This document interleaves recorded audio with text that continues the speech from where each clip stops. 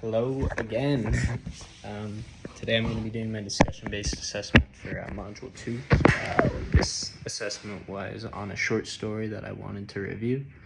The story I chose was Lie There and Nothing Else by Hernando Tellez.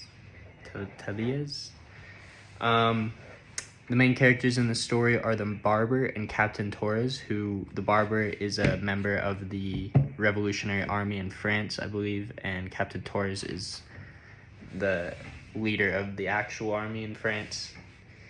So they're kind of like opposites, and they're related to each other in that way. One's a revolutionary and the other is the captain of the other army. So they're sworn enemies, essentially. But the barber knows who Captain Torres is, and Captain Torres doesn't know who the barber is, at least from what we know at the beginning of the story. It's obviously revealed at the end that the captain believed Torres would, or was told that Torres would slit his throat. I think, did he do a good job of developing them as characters? I don't know if he developed Torres that much. He kind of just came in and he was just like a brute from the start. He was like confessed to all of his murders, everything. He was just a brutal man. But I think he did a really good job of developing the barber, because we get to see a lot of his internal thoughts and just how he like is taking the situation for what it is, and how he's taking Captain Torres sitting in his chair while he has a razor in his hand. We get to see him like bounce between justice and morality. So I think he did a really good job of developing the barber. The main conflict of the story is if the barber wants to kill Torres. He just sees himself as an honorary barber, nothing more, nothing less. All he wants to do is just cut hair.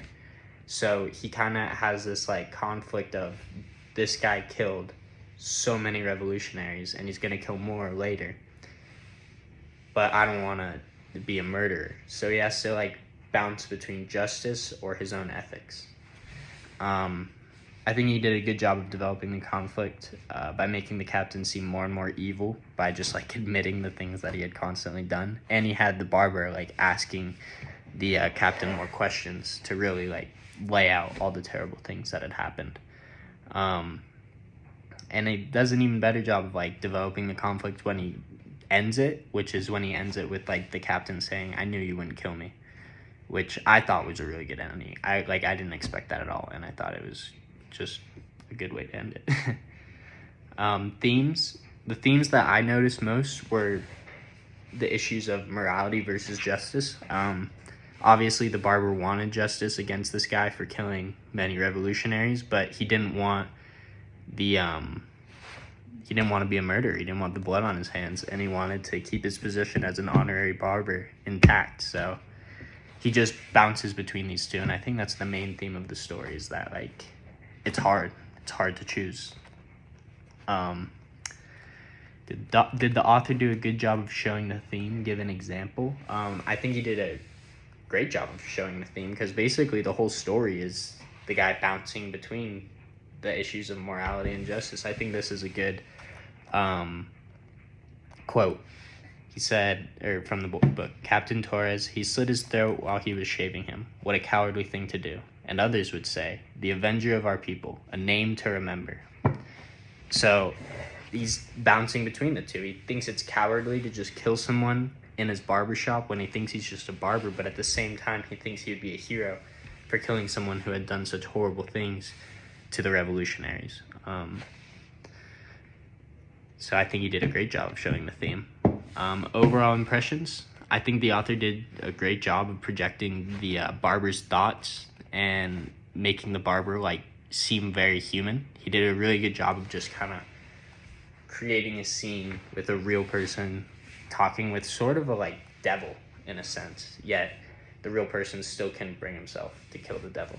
So I think that was interesting.